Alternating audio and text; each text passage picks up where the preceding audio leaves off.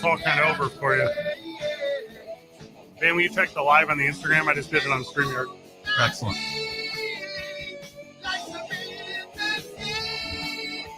I'm going off the rails in a crazy train. Every karaoke in town, watch out. Mm-hmm. Oh, for weeks. For weeks. Everyone is doing their favorite Black Sabbath or Ozzy song for weeks. Or as I call it, Sazi.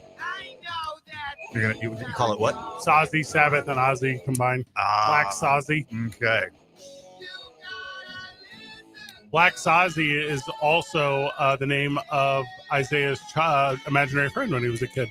So there's the thing. Oh, little Black Saucy. Black Saucy. Hey, come here, little Saucy. I am Fred Slow. You are Van Nunley. Isaiah Johnson is making the show go around. Joining us in studio, author, pro wrestling extraordinaire, friend of mine, friend of the show, Joel Ruda. Let's go. What's up? Are we using your gimmick name? Mr. Ruda, Joel Ruda, that dude, whatever you want to call me. Put that microphone right next to your mouth or we're going to fight the entire show. Here that we go. dude. Swallow it. Ozzy Osbourne passes away today, the age of 76. Closing, just Prince of Darkness. Good nickname. Returns below. Super good nickname. Welcome back to hell, Prince. Just 2 weeks ago, raised over $190 million for charity. Incredible.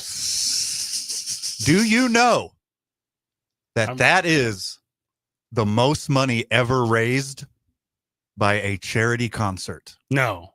More than Farm Aid, more than Live Aid. What about Live Aid? It's the most of all time. What about Farm Aid? 190 million for Cure Parkinson's, for Birmingham Children's Hospital, and for Acorn Children's Hospice. Incredible. So sweet. His last act as the Prince of Darkness was helping children. I love it. Most legendary send-off all time. I got chills just talking about it. Look at this arm. Like, I get why a lot of fans will be sad today. Sometimes when, a musician, an actor, an athlete, somebody that, you've spent your whole life with passes away, there's a tinge of sadness. There's a tinge. I don't have that. I'm happy that he lived to be 76. I'm life. happy he got to live the exact life that he wanted to live. It is incredible what he has done for music, obviously, especially metal, and culture and charity and friggin' reality TV. Like, he has lived an epic life, and it is one to be celebrated. And what he did for the individual standalone banger Hootie Hoo by Outkast. Real good sample. Real good Yes, sample sir. there. Joel, you grew up on the East Coast where they refuse to rock and roll. Come on. We rock and roll a little bit out there. A little bit. I was told you can either rock or roll. You could have one. You can have both. Northeast Pennsylvania, you can rock out to the polkas. Come on. Oh, Nice. Okay. Didn't hate that. This Means War, of course, sampled by Busta Rhymes, did feature Ozzy Osbourne, was an absolute banger. Not just his own stuff, he was everywhere forever. He started reality TV as we understand the definition of it. Sure. When did Wicked World come out? 1970? Hey, come on, Ozzy, you got to clean your birthday, you puppies. Sharon, somebody needs to answer the telephone. That's the whole show. That's the whole show. You don't have to watch it. I just did the whole show for you. You got the kids impersonations too? I don't. Just Sharon and Ozzy. What are the kids? Jack? What's the gal? Jack and Kelly? Kelly. Is that correct? Kelly Osbourne. By the way, Yeah, miracle of modern science. If you haven't seen Kelly Osbourne's transformation, holy moly. Is she, like, when you say transformation in 2025, what do you mean? I mean, look at pictures. Hey, this is a pretty lady. Yeah. I'm looking at a real pretty lady. Yeah. Very different. She used to be like the tomboy metal girl, and now, with a little help from, I'm assuming, scalpels, is like an 11. Anything is possible. Sure. Goodbye. With unlimited resources and access And money. to medical care of the future, you too can become an 11. There's So you're telling me there's hope? Yes. Nice. I'm Well- speaking to you personally, Joel. Nice. I'll tell you what about Kelly Osbourne today. She's surrounded by love today. Like Oh, man. the stories she is hearing, the feedback she is getting, Yes. the praise, not just her father, but her family is receiving. It is a terribly sad day in the world. And by the way, he had to have known. Like he had to have known the difficult spot he was in during all these charity efforts. Correct. Like had to have had a clue. And I'm going to say this. Whenever you lose a parent, happened to me recently, you hear the most incredible stories that you didn't know exist. Like you think you have an idea. Sure. You don't have an idea. No. The first time I recognized a musician of this caliber passing, I think was George Harrison. I think when George Harrison passed, I remember like people being overwhelmingly sad, Mhm. obviously, but I remember like radio rocking out, Sure. like radio celebrated.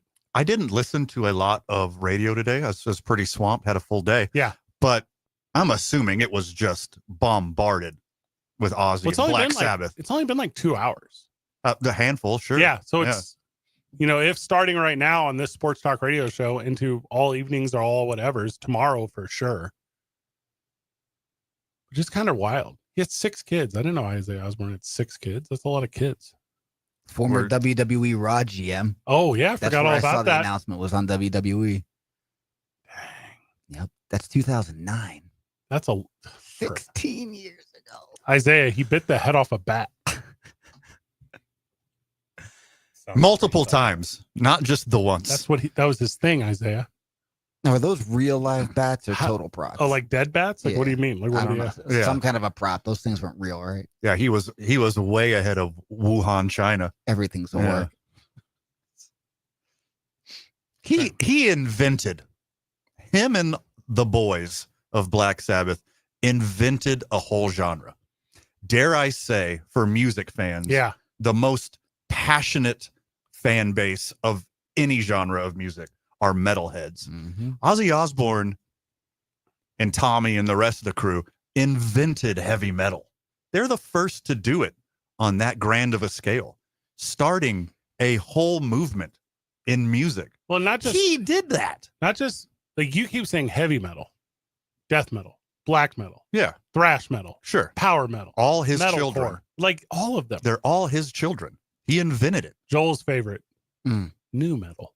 Ah, Yeah, in you. Big Limp Biscuit Yeah, guy. that's his Yeah. That's what I was thinking. That's like what they say Biscuit, about Joel. Korn, Now, Yeah. Disturbed. and Isaiah's a big crossover thrash guy. Mhm. He super into that. Zay, obviously, I didn't either, being born in 1982, but Zay has That was not above my lived head. in a world where metal wasn't popular. Oh, It was like when I was young, on the radio. like metal was like taboo. It's like only criminals and drug addicts would listen to Yeah. that kind of music. Then- Not in the 90s. Yeah. Now there are radio stations dedicated to metal only. There are festivals dedicated to metal only. There's clubs, there's restaurants that are metal only. 98, 99. That was the most popular stuff on the radio. well, that's when you were listening to the radio the most. That's when Joel. you were listening. Let's be fair. Come on. there. Showing my age a bit there. Yeah. I don't know when the last time Beat Boom was big, but if they opened a club, I would go to it one time. I would go one time. There you go. Ozzy Osbourne passes away today. 76 years. And literally going out on top. Mm. Literally. Like, it was like a live funeral in hindsight. It's like a Sure. way to say goodbye. How he lasted knowing that the end was near Yeah. to that concert to raise almost $200 million for charities in and around his hometown. Like just lasting this Incredible. long. Dude. Lasting this. Think about the stretch that he survived. Yes. And with everything drugs. he's been Yes. through. Exactly. Legend. Another guy who couldn't outlast Keith Richards. Put him on the list. Another guy who couldn't outlast Keith Richards. Nice try, Ozzy. Well, and for the friends of the show that have some confusion or concern, I just want to be very clear here. Crying is in fact metal. Yeah. Like if you're going to shed a little tear today, Let it loose, baby. that's super metal. I'm into it. Let your emotions rock out. I've been listening to Black Sabbath since I was probably 14, since Yeah. I found it. I have the self-titled and Paranoid on vinyl. First edition OGs on vinyl. Like, as far as like building my music taste in the metal world, they're a number one to me. Like, Motorhead and Black Sabbath are like Little Motorhead. for little teenage and early 20s Van rocking out as hard as humanly possible. Like, Black Sabbath was a huge impact on my subsequent musical taste. Iron Man is as good as anything that's ever been made. Legendary. Yeah. It's a movie inside of a song. That is accurate. Yeah. Timeless. Here you go. Tough one today for the world of music. There's probably jokes here. There's probably like another thing that the Late Show outlasted. I don't know. I'm just trying to come up with anything. Nice try. You see that homage last night? You see all those other Tonight Show hosts show up, and that was wild. Deserved. So wild. It's not like he's not going to get another gig immediately. On Comedy Central? Comedy Central, Netflix, Amazon. He's going to be hired. They're probably already pitching him ideas. Well, here's the idea. Do the Colbert Report. That's the idea. Or, hey, remember all those T-shirts in the early 2000s? Stuart Colbert? Yeah. Run for president. You remember? Jon Stewart and Stephen Colbert would be well, he probably have to switch his name back to Colbert, but the Stuart Colbert ticket, I'm in. It's a weird entertainment world right now. Paramount gave South Park 1.2 billion or 4.2 billion or something. I think it's $1.5 billion. Yeah. Yeah. For 5 years. Correct. Yeah. I mean, production cost is close to zero, so that's all profit. That's Paramount, which just got rid of $1.5 billion streaming deal. 10-year agreement. When's that season start? So this one hasn't dropped yet because they've been in this negotiation forever. Also, because of how quickly they turn around, we're going to have an Ozzy Osbourne episode real quick. Quick. Quick. Yeah, the opening episode. There you have it. Tough loss for the world of entertainment and music. We will transition to the world of sports and adjacent content, including talking to our friend Joel Ruda about his new book, I Am Championship Material, a story about following your heart, staying true to yourself, and never giving up whenever we get back from the break. It's 2 Men On 95.9 FM and AM 610. Hey, sports animal. This update courtesy of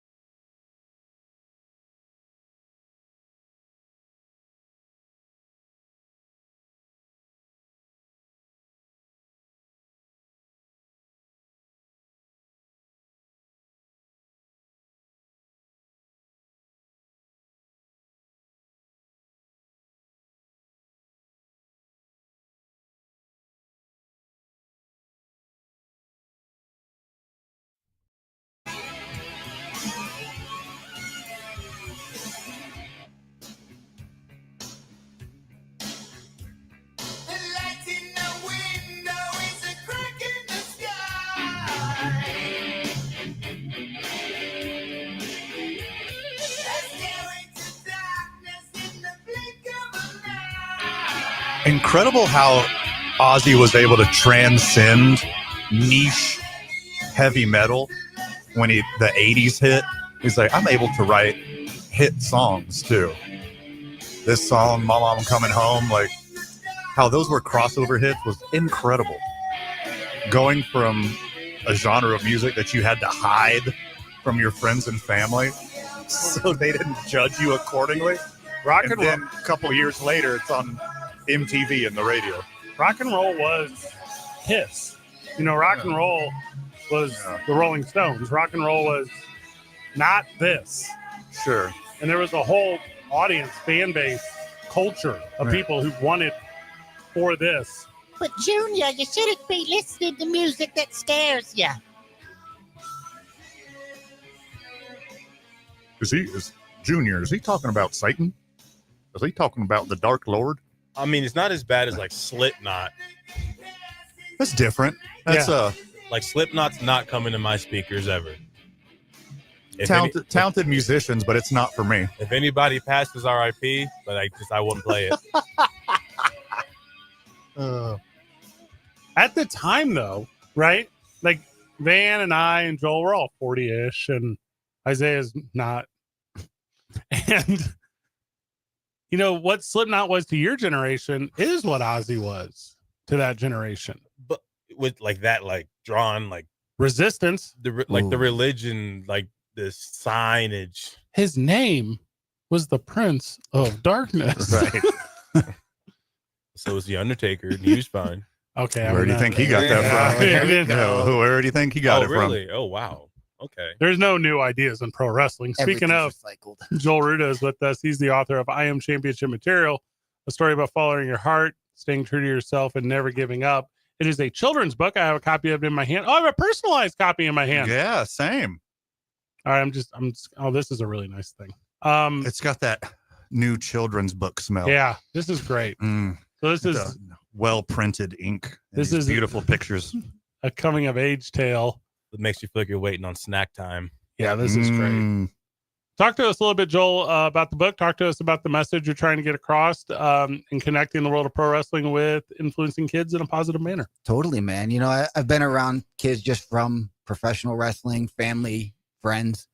Not a parent myself, but every single one of my friends are. All of your friends have told me that's for the best. Yeah. That you're not a parent for yourself. okay. That's what they've all said. To each their own. It's just not one of the, there's a lot of things in my life, a lot of checklists I've had. That hasn't been one of them, but I do believe in being a good influence because truthfully, there's not a lot of them out there. And every time I've been with a kid and, you know, read me a bedtime story, I read these books that just, you know, they got good rhymes, but they don't really mean anything. And there's really no solid message behind them. And this was really, it's so much a children's book, but it's also a true story too. It is my life. You know, and even the publishing company that I went through, Book Baby, they asked me if I wanted to do an autobiography on it. It really just, it takes a step from, you know, middle school, high school, played the saxophone, found my heart in the drums, went into Battle of the Bands, learned how to be a rock star at an early age, transitioned into working at a movie theater, just loving movies. I was a young kid that loved scary movies. You know, we talk about the heavy metal and the death metal and you name it. I loved Friday the 13th. I loved Nightmare on Elm Street. And that transitioned into me chasing the dream of making a horror movie. We made it with some WWE pro wrestlers, the Anawahi family. Gene Snitsky was in there. And then, you know, even to today of being a pro wrestler. And I was a little guy, man. I still am. I think I'm the same height that I was when I got my license at 16. Ah, nice. So wanting to be a pro wrestler, which, you know, I have in there how I actually made that happen too. I got a nice little cameo with my buddy Vince Steele right there. And that guy we actually just lost back in, I think, March. He had a heart attack in the ring, but died doing what he loved doing, you know. And I think that's the most important thing to really take from this book is if you have a dream, go after it. Life is short. We don't know when our time's up. And there's a lot of people that have some really wild dreams out there. And there's a lot of friends, family, parents, you name it, that, you know, they may not either have the same vision or the same belief that something's possible. And people are going to tell you things aren't possible, that things can't be done. And I am a firm believer that if you can believe it and if you can dream it, it can happen. And that's really what this is from beginning to end, whether it's being a rock star, a movie star, a wrestling star, transitioned to my own business. Fred, that's how we met. That is correct. Yep. I was reaching out to indie promoters looking for championship belts. This guy said, hey, we need some. I said, where do you live? I said, Albuquerque, New Mexico. And here I am in Pennsylvania saying, oh, that's a distance away. I think I even sponsored one of your titles. Sadie's fell through. Yep. And I said, you know what? This is a good opportunity to take my one and only road trip. And that turned into me moving here about 3-4 months later. Welcome to the land of enchantment. It's the land of entrapment. That's Yep. the truth be told. Yep. Yeah, I held the belt in there earlier and I almost broke my wrist. It was so heavy. So I do have It's significant. I don't mess around. That's the new enchanted title that Fred a debuted. copy of the enchanted title. It's the women's championship for my wrestling company. Yo. I'm going to read you a little something here. I love the turquoise. Page 22. Turquoise. Teal. Page 22 of I Am Championship material. You are strong. You are wise. You hold dreams behind your eyes. Like Mr. Ruda, you must believe you are championship material. Just wait and see. And that is a nice message. It's also for a the bar. kids out there. Yeah. It's a bar. Joel's got bars. I mean, you could rap this whole book. Come on, man. Hey, Get the Isaiah, right- drop a beat for me real quick. I'm on it. Ron You're doing EDM? Yeah, I was going to do EDM. Is Diplo in the house? That's sweet if he was. Yeah, this is a really cool thing. So where's this available, Joel? You can get it at bookbaby.com. That gets me the biggest return on investment, but you can also get it through Amazon. You can get it on Barnes and Noble.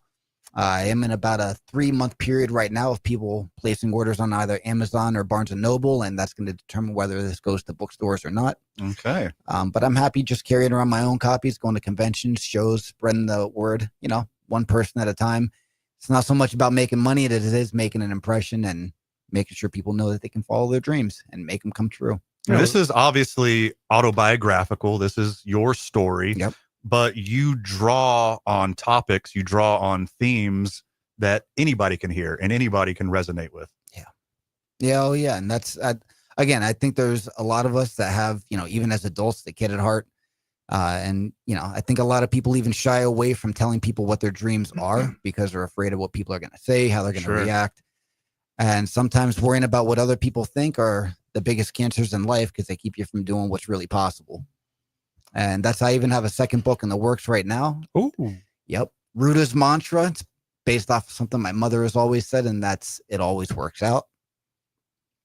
And it's a great thing because there's a lot of, again, fear, just like worrying about what people say. Fear is another inhibitor. We're always scared about what could happen, what might happen, how things might go wrong.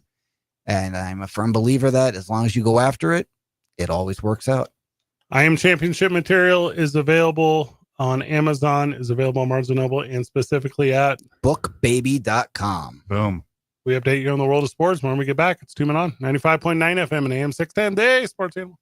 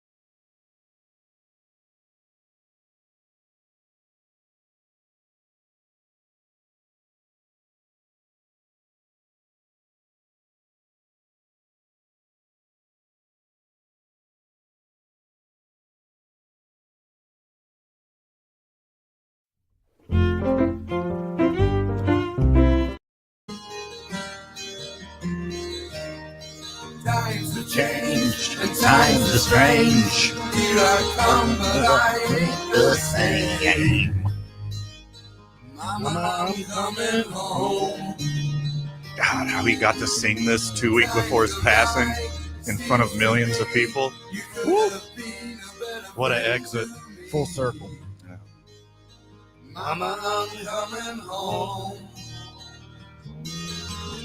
You took me in and you drove me out. Yeah, you had me hypnotized. Rock the ballad. Lost and found and turned around by the fire in your eyes. You made me cry, you told me lies, but I can't stand to say goodbye. Mama, I'm coming Just so good. There you go. Too soon today, Ozzy Osbourne. 76. 76. It's a good run. 76 in Aussie years. Yeah, good point. That's like 240 Yeah. for a normal human. It's crazy how you went around the sun 240 times, Ozzy. Yeah, That's nuts. for sure. Yeah, like we said, created a whole culture of music, and Donald Trump's trying to create a cultural war. He, over the weekend, threatened to shut down and normally this is a flub on my end where I say Washington Guardians and I say Cleveland Commanders. I've been doing this for years, but I'm going to do it right for this one segment so it's not confusing. Okay. So Trump threatened the Washington Commanders stadium deal. He said, if you don't change your name back to the Redskins, and everyone went, what? Yeah, you can't do that. And then he doubled down over the weekend, yesterday, saying Cleveland needs to go from the Guardians back to the Indians. And if you need a thing to distract from the Epstein files, it's culture war. Let's go. Sure. Way to go, Donnie. Yep. Just divide us a little deeper. But guess what? We're still asking for the Epstein files. We are not stopping. Not until September, because we are on recess now. Hmm. We're on no votes, boys. Recess. Politics. Talking to you, Anonymous. Do your thing. Well, Joel, he's the East Coaster. He's like, I don't see anything wrong with it. Okay, Joel. Putting words in my mouth. A couple boys having a good time. Yeah. That's what Joel said during the just commercial locker break. room talk. That's what he said. It's just locker room talk.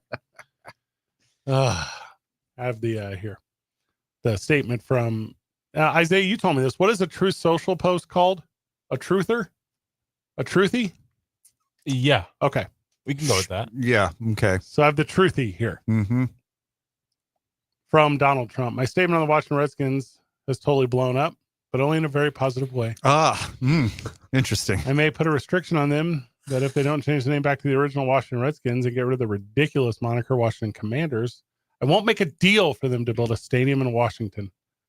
The team would be much more valuable and the deal would be more exciting for everyone. Cleveland should do the same with the Cleveland Indians. The owner of the Cleveland baseball team, Matt Dolan, who is very political, has lost 3 elections in a row because of that ridiculous name change. What he doesn't understand is that if he changed the name back to the Cleveland Indians, he might actually win an election. Indians are being treated very unfairly. Make Indians great again. Migas. Okay. I'm not joking.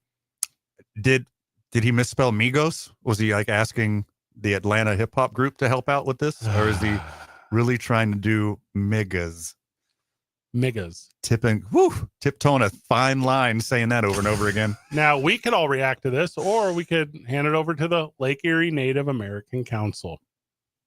Quote, in President Trump's unsurprisingly racist remarks over the weekend, calling for the Cleveland Guardians to revert to its previous team name, he noted that, quote, our great Indian people in massive numbers want this to happen. Their heritage and prestige is systematically being taken away from them. Owners get it done, unquote. This is damaging and thoughtless assertion is wholly untrue. There you go. So those who are most affected are against it. And gosh forbid if we don't do anything better with our time when it comes to running the country. All right. I got some thoughts here. Is it about a list? It's not a list. All right.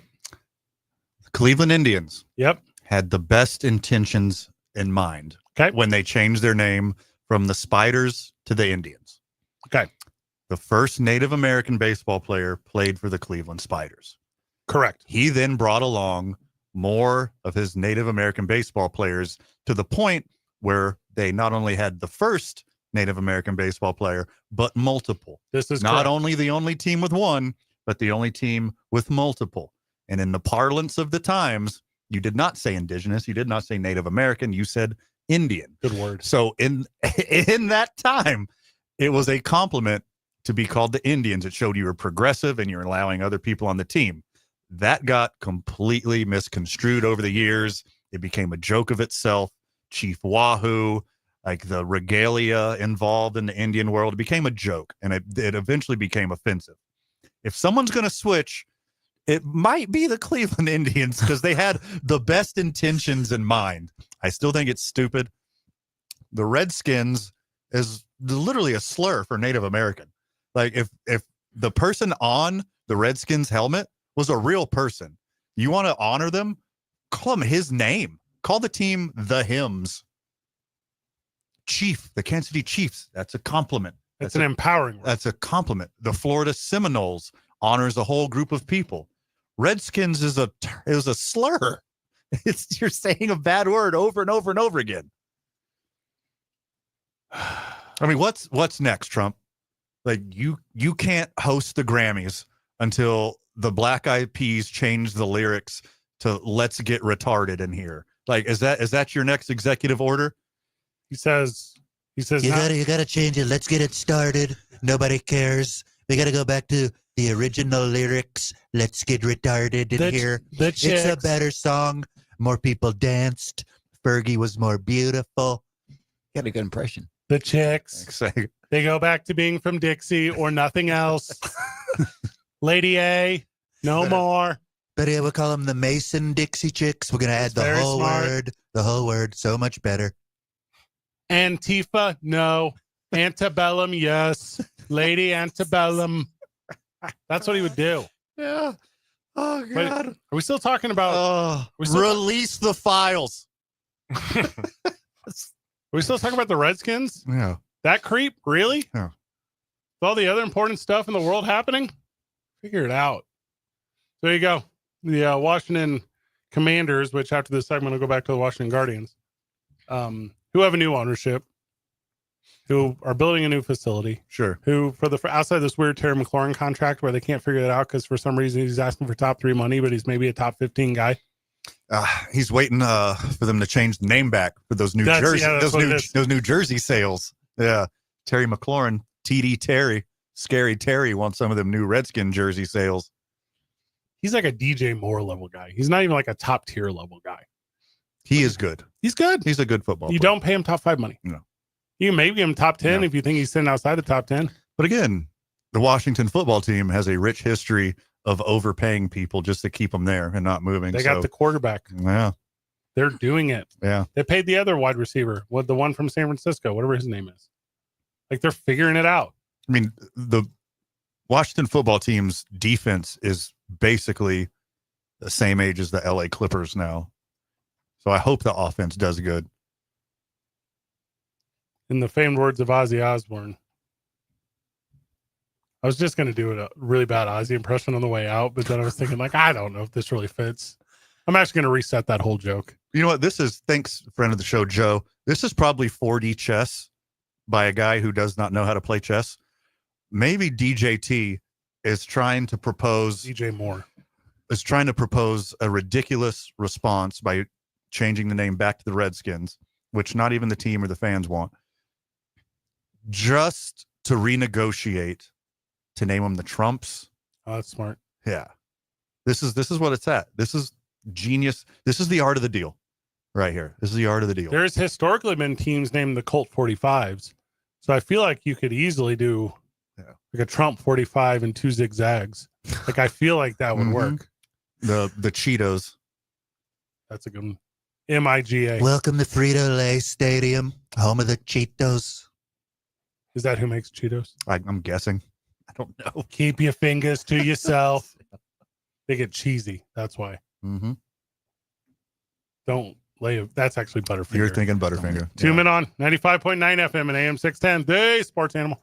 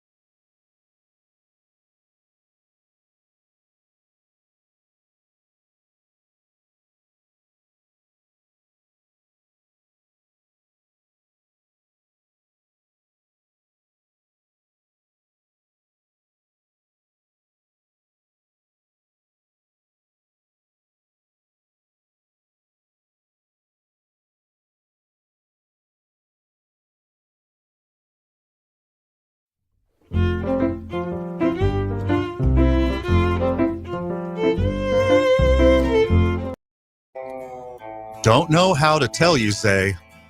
Might not be Not Ozzy. Just Not might Ozzy. I can Ozzy. guarantee you this is not Ozzy. This was on his first album. Oh, this is this is his early stuff Way back. before he went metal. This was the last song before he went metal. It's where the epiphany Just hit. give it a second. I can see that the little pinwheel is spinning on Isaiah's computer right now as he's trying to keep paying homage to arguably the greatest rock and roller of all time. Definitely greatest heavy metaler of all time. Yes.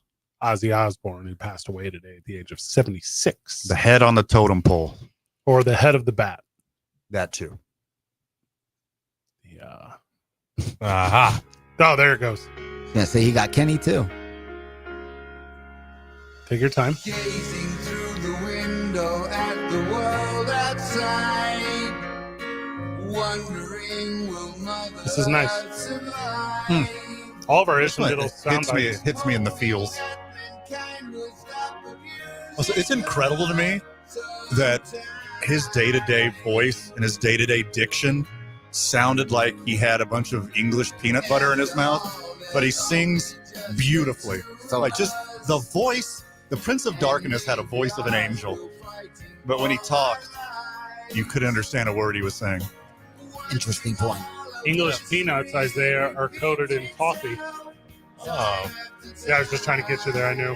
not naturally, they're added. That's added. Yeah, aftermarket. Yeah, it's specifically English toffee peanuts. Speaking of Scott Isham, I actually have been eating a lot of peanuts lately. And how's the cap holding up? The Wonderful. crown, excuse me. Yes, the crown is The crown. wonderful. Wonderful. All of our Ozzy Osbourne and Black Sabbath sound bites brought to you by Isham Dental ABQ. It's ishamdentalabq.com. Go see Scott. Get those arches, get those dentures, get those crowns. Be like your boy, get those veneers. If I know Scott, You do. and I do, You do. I bet he's an Aussie guy. I'm already knowing he's an Yeah. Ozzy guy. Yeah, he's probably been listening to Ozzy all day. People getting their dental work at Isham Dental today. I hope you like Ozzy. I bet he's been bumping it all day. Dentures sharp enough to take off the head of a bat. Nice. Yeah, there you go. He likes the Cowboys, the Lakers, Ozzy. Seems like he likes all the right stuff. Now, we need to help the friend of the show. So, Aussie and Ozzy hmm are both references to Australians. One of them, Depends on your pronunciation and enunciation. Is that where his name came from? he's not Australian. Aussie is the standards, like accepted slang. Today we're talking about Ozzy Osbourne, not people from Australia. Which Right. I don't know if you guys all know this. Don't even amass 1% of this Earth's population, but a rich prominence in culture. Yeah, rich prominence in my algorithm, because if somebody does something funny, great, I'm into it. If somebody does something funny with an Australian accent, Oi, oi, oi! way better. It's way better. Every single time. And just say Rhea Ripley. And Rihanna Ripples. Okay. Mhm. So there you go. Not talking about Australians today, talking about Ozzy Osbourne. Joel, thank you for sitting down with us for the first hour. This was nice of you. Absolutely. Good time. You can get a hold of I Am Championship material where you get books, specifically Amazon, Barnes & Noble, and Bookbaby.com. There you go. Bookbaby.com. Check out Ruta.entertainment on Instagram too. Custom titles. I have a couple. They're very nice. Yep. This was a nice little sit down today. We'll keep paying a tribute to Ozzy Osbourne throughout the program. And I'll say this, it started and it ended the greatest 10 years in cinematic history. And we would not have the Marvel Universe without Ozzy Osbourne. Fair. Yeah. Fair. Good connection there. So sweet. Joel, My dude. I don't know if you know, but we'll validate you on the way out. My man. Zoom in on 95.9 FM and 610. Hey, sports animal.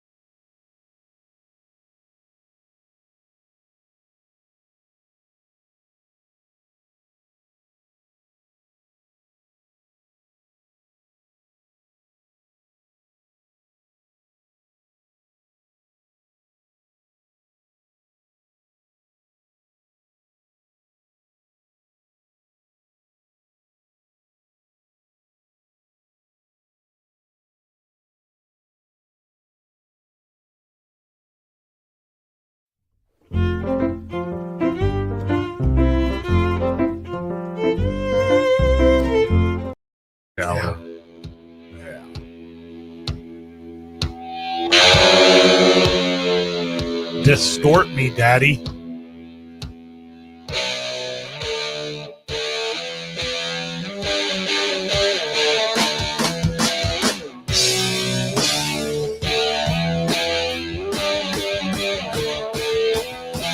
Has he lost his mind?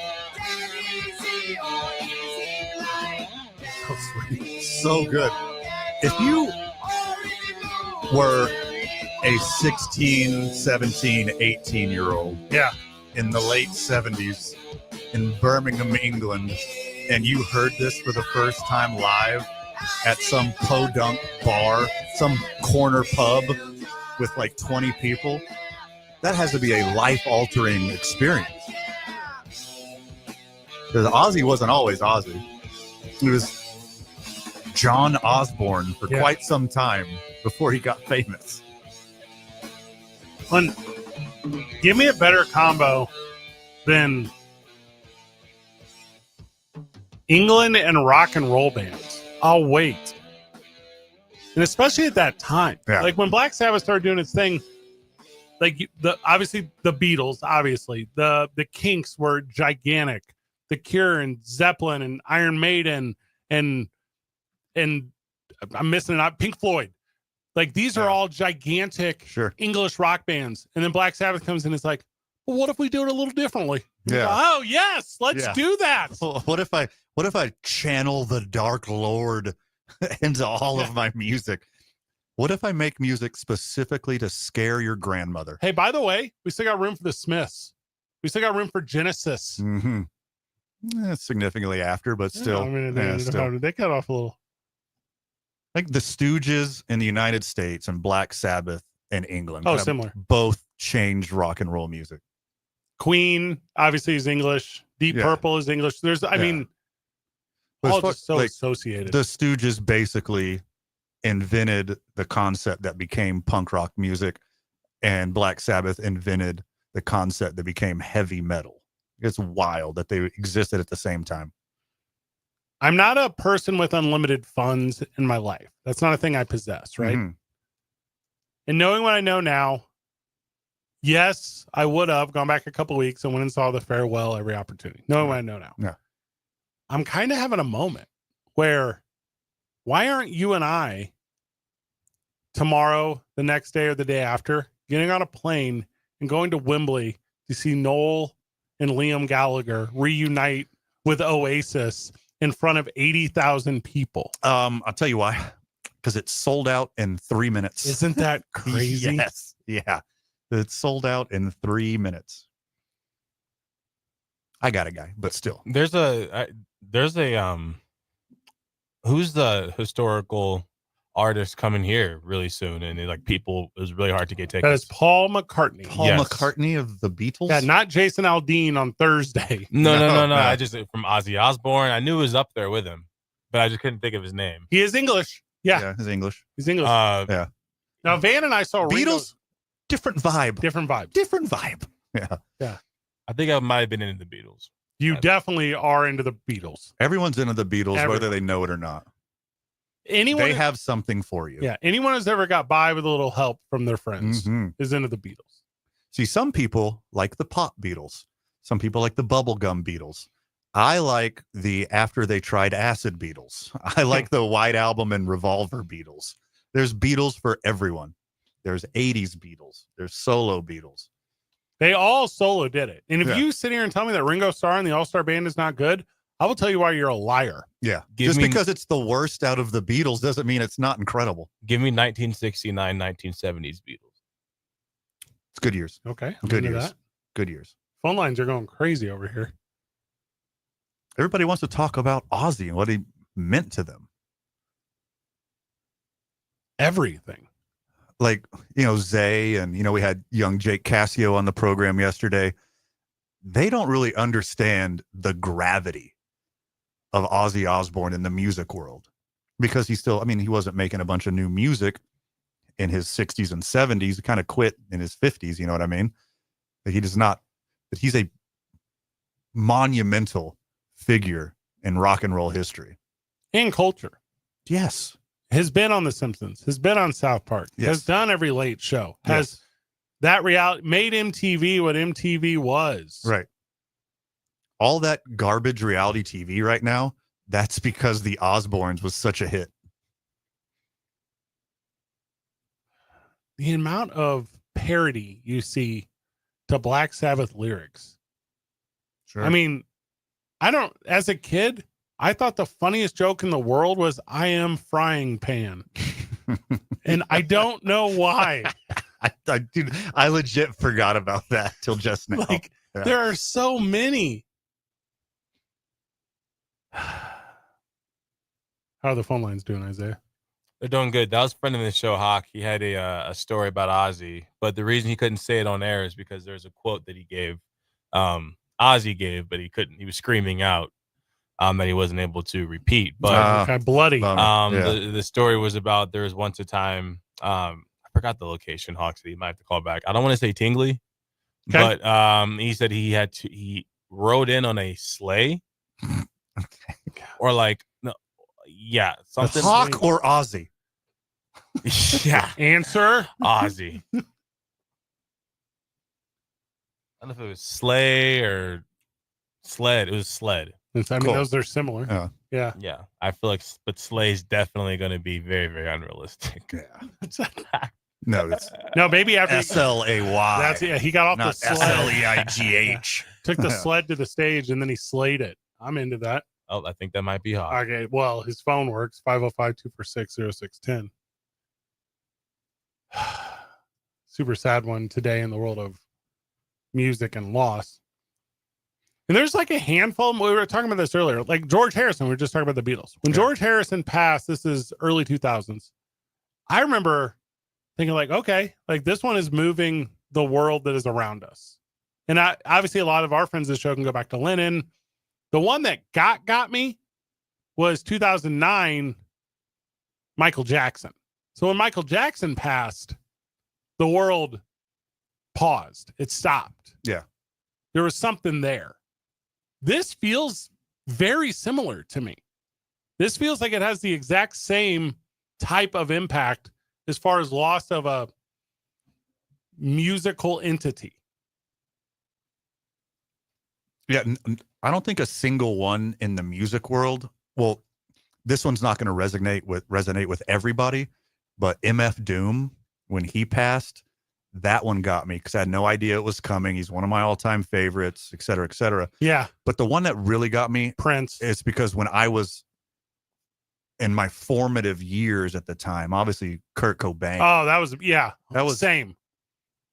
I was 10. Yeah. So maybe I wasn't quite there. I was 10. Yeah, and make me 12 or 13. Yeah. And like obviously just listening to the music up and down, like it really got me and my friend group. It like united the school. Yeah. Like people who hate each other were hugging each other over Kurt Cobain. Like it was wild, the impact that a loved musician can have on a community. And Ozzy Osbourne, with the lifestyle he led, I would have took the under on 76. There's no way I thought he'd make it into his 70s. I've been in radio for 23 years, and I took a little 2-year gap. So whatever that ends up being, 22. Yeah. And that gap that I took was the like David Bowie, George Michael, Tom Petty. They all like died in a row, if you remember. I do. And that I think got a bunch of people, but then because they were so young, all those people were so young. Right. But I felt like it was not like it. I don't want to use the word. Oh, Prince. Prince died in 2016 too. Yeah. Like there was just so many in a row. Prince died 10 years ago. Are you kidding me? 2016. Wow. I see the phone lines lighting up. Is this Hawk? That is Hawk. All right. Friend of the show, Hawk, is going to slay it. Welcome. All right. So back a long time ago, a lot of brain cells gone since then. We went to Ozzy and there was obviously contact high going on, all this good stuff. We're at Tingley. The concert was right around Christmas, and he dressed up like Ozzy Claus and rode in on a sleigh like Santa Claus from the roof to the stage at Tingley and proceeded to put on. I've seen him multiple times. He never seems to yeah, just like getting to 76. I mean, he just always puts on a good show, and it is a big day, and it's pretty bad when your 19-year-old son, who's not into that genre at all, calls you up and tells you, "Hey, Dad, Ozzy died." So, yeah, it doesn't matter what age or whatever, but the name Ozzy is, you know, it almost resonates as well as Kobe, Shaq.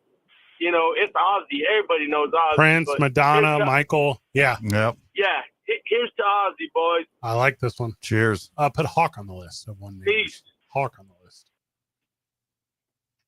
It's humble of him not to refer to himself as a one-name person, even though he is just Hawk. I feel like I bring this production note to the show every time. I have no idea how to work the phone lines. Sure. Yeah, I mean, It's difficult. The brown and cream colored phone, like that shows its age right there. Those are ages of plastic that does not exist anymore.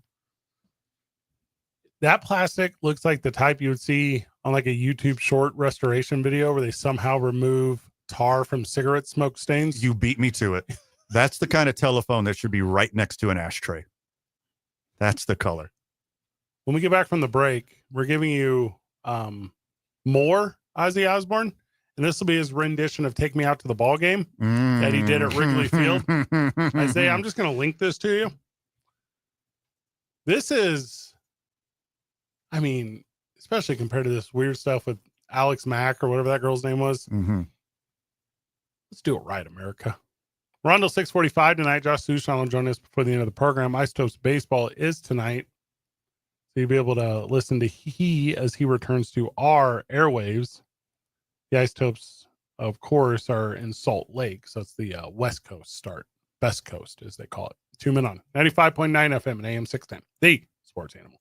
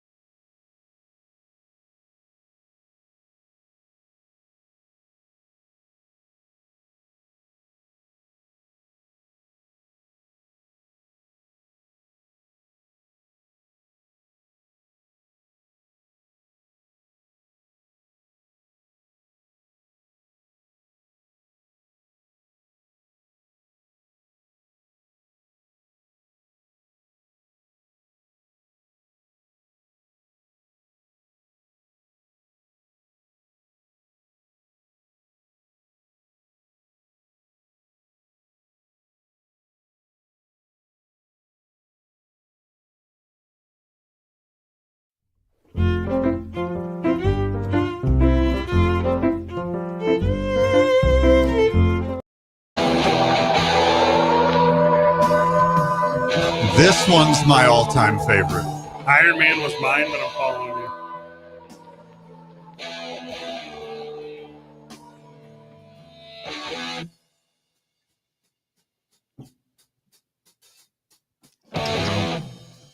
You can't make a 7-minute song nowadays. You can't get away with it.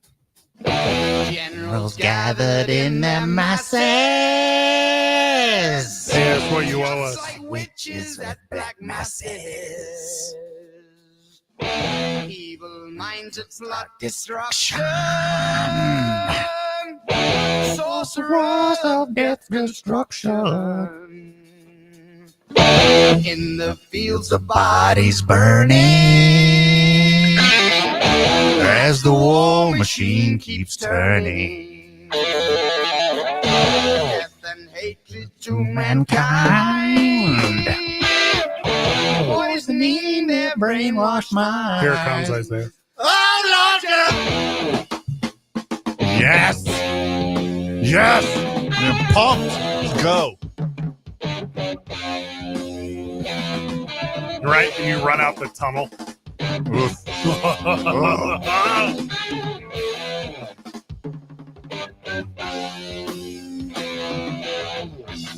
All right, Isaiah, I emailed you the issue. Did you get it? Yes, it takes 45 seconds to get to me. Oh, okay. I mean, we can just sit on this bed. I'm into this. I don't know if the friends of the show know this. This program goes up to podcast, so you can get us wherever you get your podcast. Sure. There's a bunch of rules on podcasts when you use commercial music. Right. So this one will definitely get taken down. This is going to get flagged for this sure. one's gonna get flagged. This one, it will not be on YouTube. No. I think it's already taken down from Instagram. I believe it got flagged on Instagram. They're already off of Instagram. Probably going to get flagged on YouTube. Mm-hmm. And do some clever editing to get it on Spotify and Apple. See if it hangs around. It's going to be tough. I mean, of all days, today. Yeah. You let Let it it slide. slide. Let it slide today.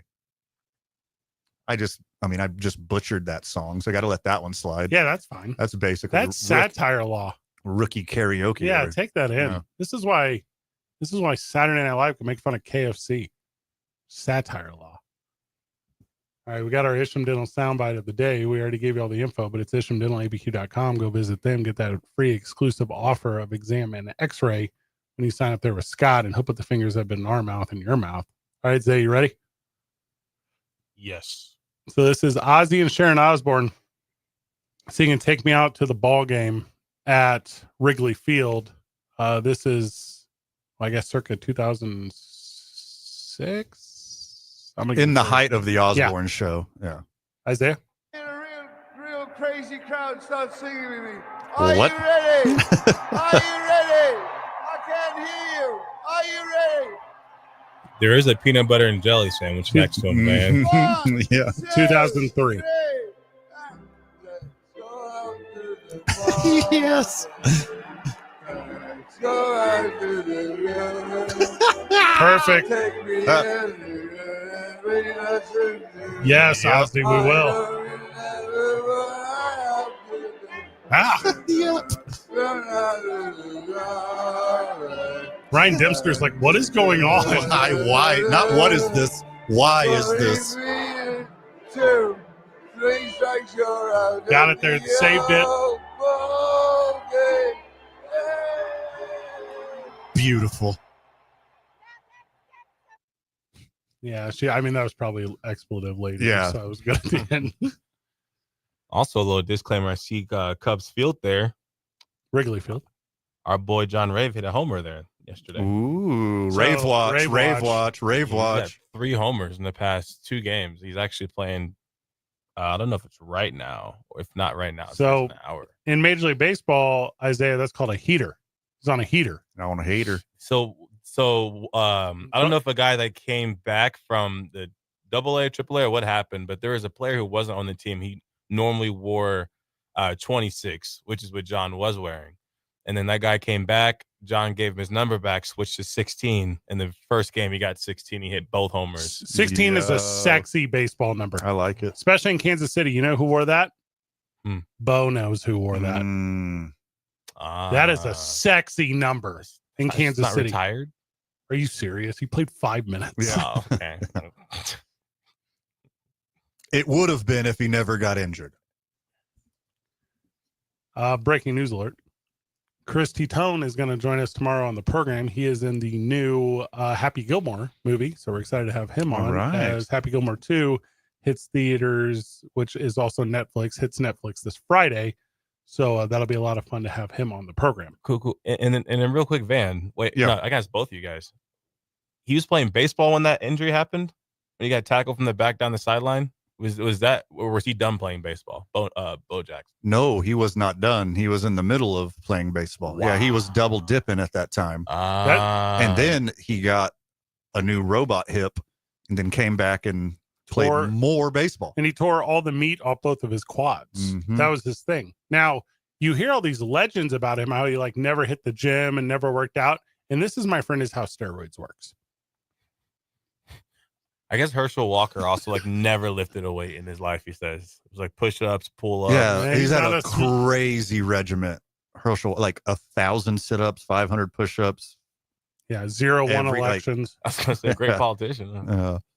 Oof, his poor brain. And the poor state of Georgia. Just give them a chance down there. Give them a chance. They need it. Ozzy Osbourne is really impressed me by living after 2003. Yeah, every day is a gift. Mm-hmm.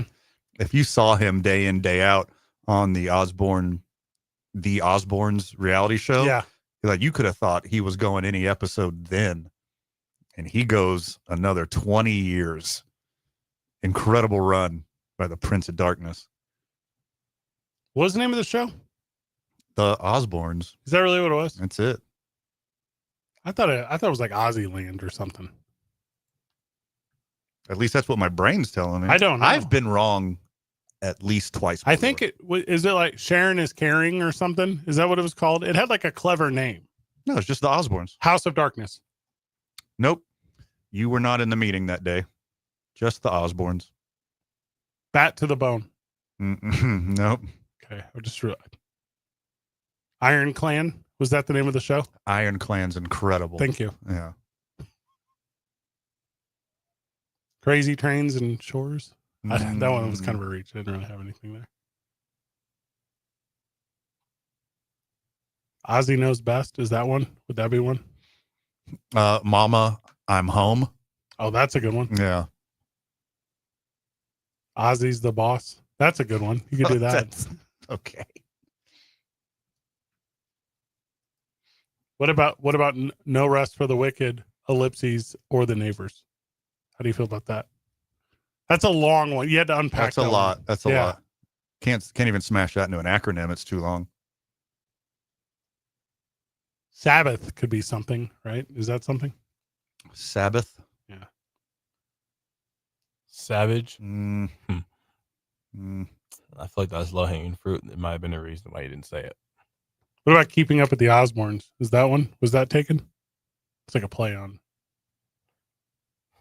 No? Okay. Cribs? Crypt Edition? Is that one? Is that the name of the show? I think Crips has a, That's a good one. a different connotation. Okay, I got it. Okay. Mumbling with the Stars? Was that the name of the show? You came in hot. You came in hot and fell off real fast. Unlike Ozzy, who maintained it for decades. Give me a lot of options. It was like a Family Vows tour. Ozzy Osbourne passed away today, the age of 67. I think for me, more significant than Prince. Oh, they're both princes. Nice. I think the only difference with the Prince and Michael, and obviously like, I didn't know enough about any of them in their primes. Sure. But I feel like theirs was when they were younger. But did Ozzy, I know you're saying he performed 2 weeks ago, but I also read that he had Parkinson's. So was it not bad and he was able to still perform. I know Muhammad Ali had it. I mean, he was like out of it. Oh, the medical community today compared to Sure. Yeah, you can get Parkinson's today, and there are implants, and you can literally give yourself like resets. There's a ton of medical treatments. Also, I'm not trying to downplay the seriousness of Parkinson's, but when Muhammad Ali got it, also he got it from CTE. Yeah, because like not that long ago, I mean, when did he die? Muhammad Ali? I think his was after Prince, or was it before Prince? I think George Foreman killed him. Yeah, that definitely is a thing. Pretty much. Was that his last fight, or was he just never the same after that fight? It was not his last fight. I remember watching a documentary before he passed, and it was like, yeah, this fight's probably the one that 2016 he died, so it was all very similar. Yeah, same year. 2016 went hard on killing people. I guess every year, kind of. And with more people, I guess more people die every year statistically. And then what sucks about 2016 is not only were people dying like that, but then that's also when the big lean and like the whole lean and drinking the cough syrup wave started. So a bunch of like young artists were dying as well. Like kids were just dying because they were just trying to be like the rappers. Well, the young artists who died, I don't feel like have the big impact. Like it's not nearly as these guys were talking about. No. We can wax poetic on Mac Miller, but like that's not going to hit with anyone. Right. That one got me. Younger generation say there's that one got me. me and my daughter both love Mac Miller. So there's taken way too young. There's people that are still really upset about the Mac. That puts some people in a depression. If you were a Mac Miller fan and you got incredibly upset and say you didn't see it coming, then you were not listening to his music. But he's not in that. It's kind of like right before Tupac left us, is like he predicted everything. Like so did Mac Miller. So you're doing it. Like the list you're naming is the list because it's Kurt Cobain, it's Tupac, it's Aaliyah, it's Buddy Holly, it's Selena, it's Left Eye Lopez. Like that's the list. Ooh, I was scared you were going to say Mac Miller. No, he's not. He's not there. He's not Janis Joplin. Right. Yeah, he's not on that list of Jimi Hendrix. He's not on that list. Janis Joplin. He was.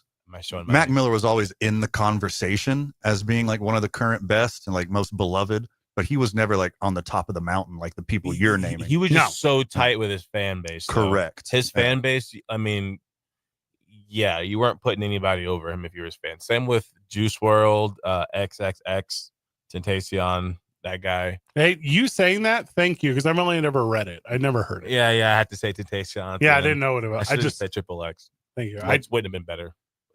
Well, now I know how to say it. Yeah, we can just call him X, not the app.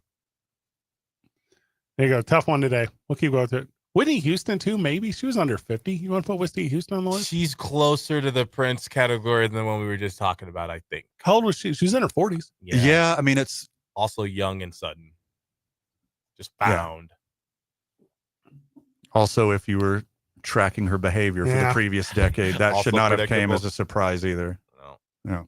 Chester Bennington got a lot of people. Chris Cornell got me. That one got me because that was like of the genre. Yeah, that you grew up with. Yeah, grunge era. There was a blonde woman who passed. Like, Amy Winehouse. No, the same day as Michael. That's something I'm thinking of. It was like either the day after. It was the same day Michael Jackson died. Oh, Farrah Fawcett. Yeah, maybe? yeah. And I didn't know who she was when that happened. I think that's correct. And then it was hard to figure out who she was because of the day that it happened. Was it the same day or like day before? It was the same day. Same day. Also, I think that's right. I don't know if it was her. I think it was. Yeah, it was 100% Farrah Fawcett.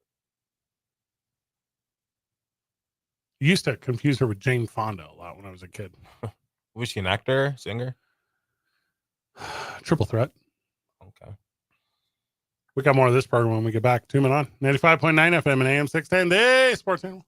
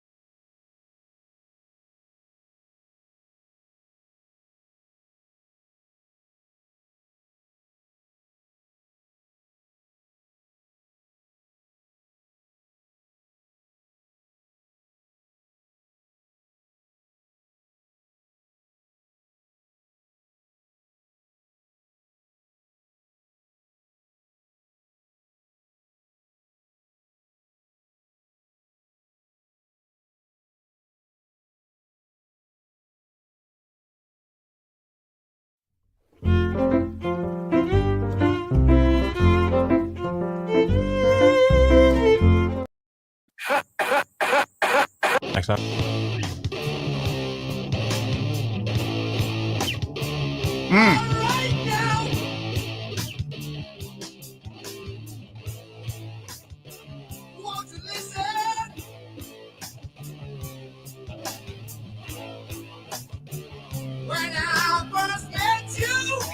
Welcome back to Two Men On. Okay.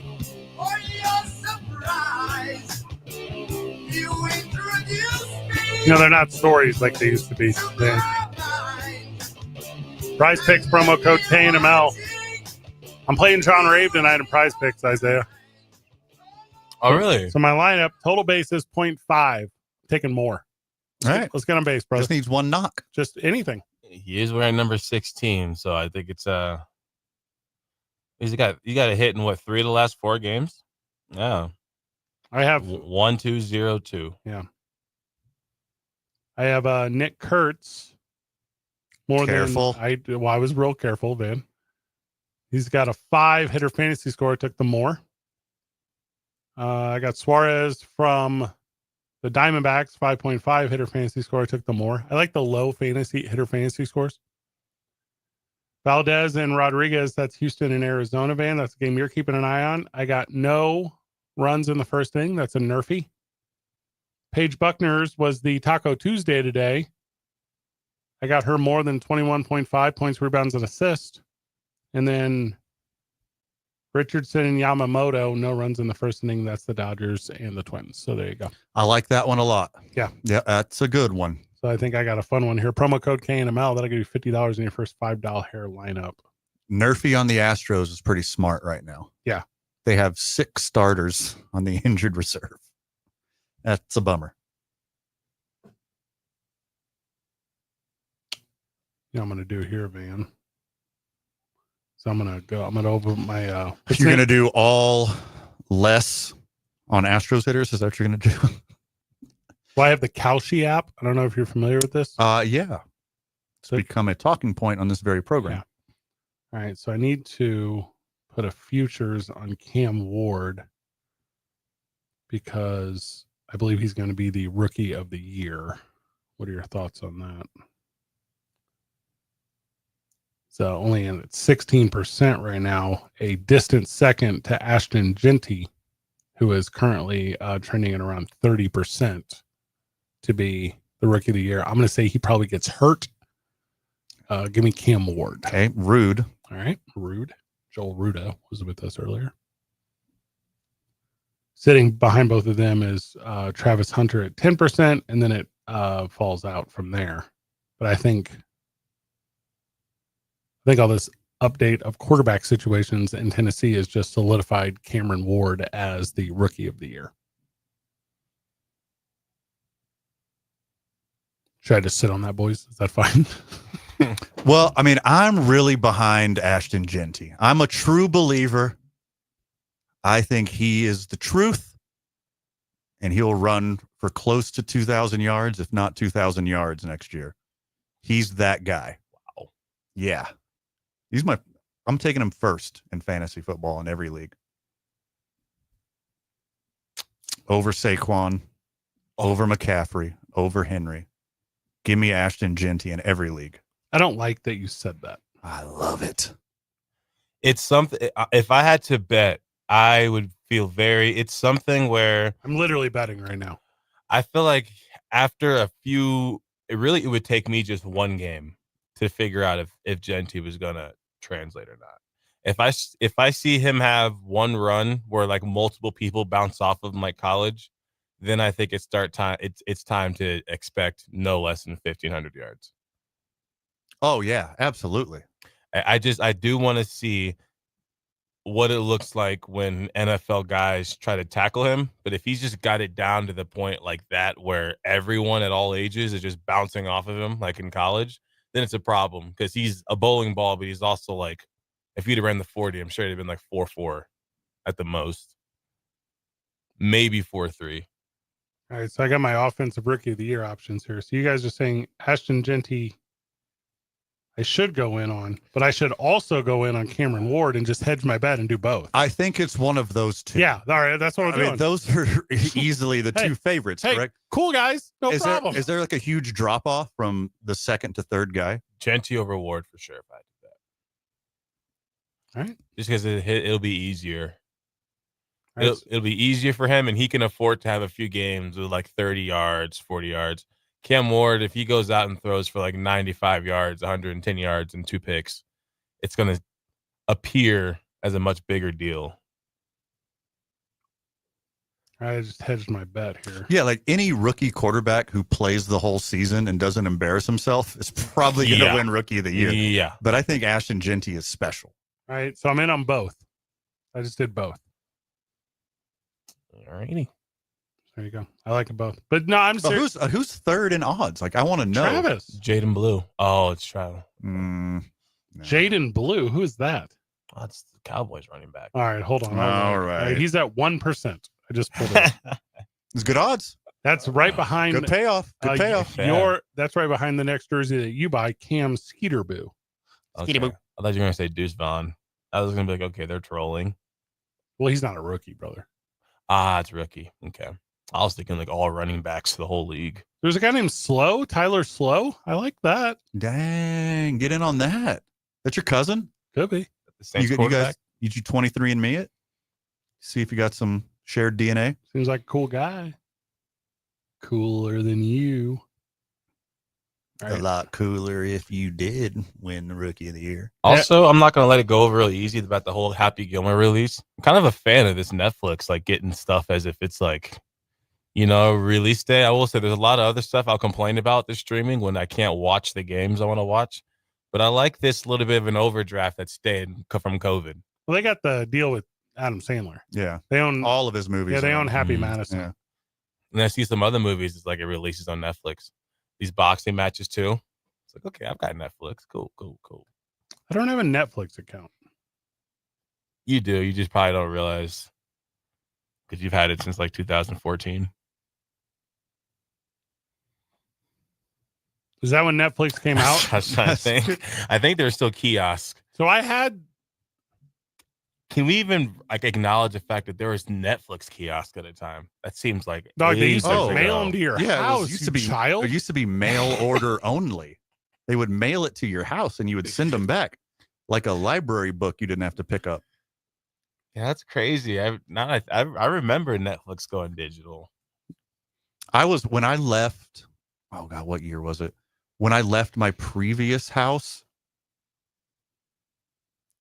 4-ish years ago, I was digging through junk drawers and I found 2 Netflix DVDs that I never returned in a junk drawer. I only recently lost my Blockbuster card when I had my wallet stolen in New Orleans. Okay. I was still carrying that bad boy around. I'm happy for your new wallet. In 97, Netflix is founded initially as a DVD rental service. 98, Netflix.com launches, enabling online DVD rentals. Yes. That's from 0 to 85. And then they go 2007, Netflix launches its streaming service. And then, 2010 introduces a streaming only plan. I very much remember. So in 2007, I was at Washington State University.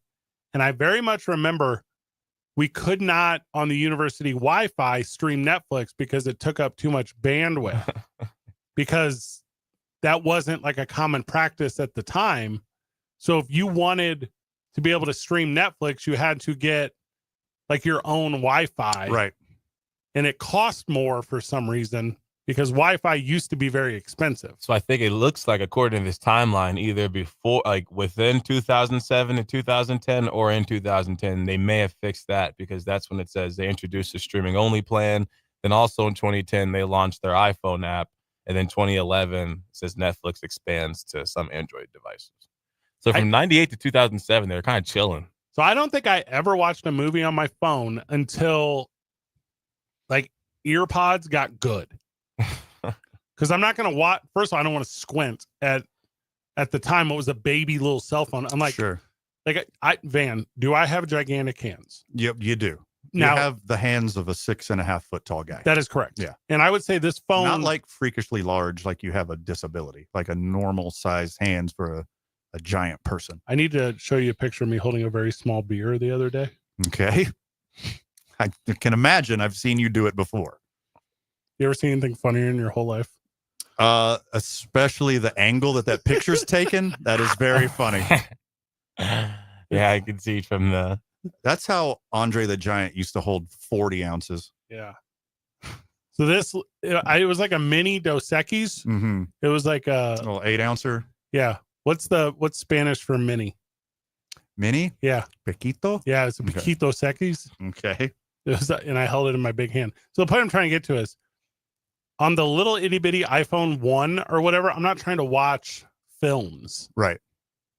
And even now, like if you're like, hey, let's get on a plane and watch your phone. You know what? I'm good. I'm good at that. I don't want to do that. I've blown so many people's minds with the barf bag trick on an airplane. Do you know this trick? The one where you put it on your phone case? Yeah. Yes. So Zay, you might not know this trick. You take your phone case off and you get the barf bag out of the pouch in front of you. Put the bottom of the barf bag in between your phone and case, and then put the top of the bag behind the tray table, and then it just sits there. Yeah. And it just sits there, and you can watch your movies on the airplane. Nice. But now they have little slots for your phone to just sit there. No, or the little desk, or you can get the. I got no, the little thing on the you can't back. Use that during takeoff, dude. Yeah.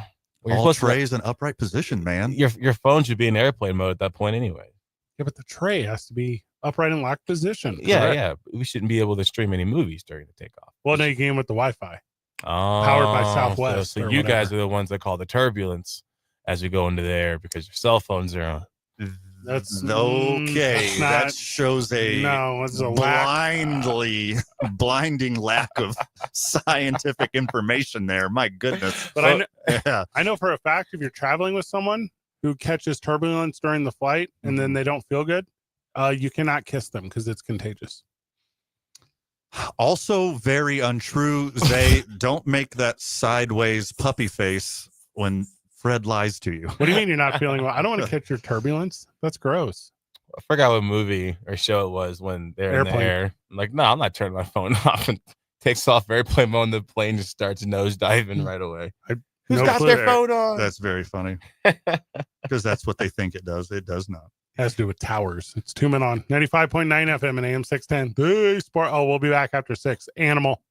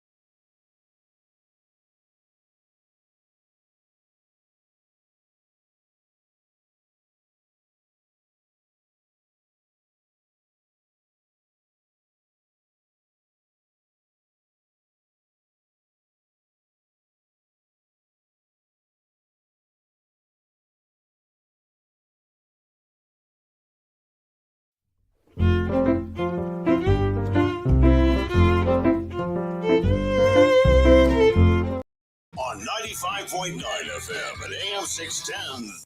Sports Animal.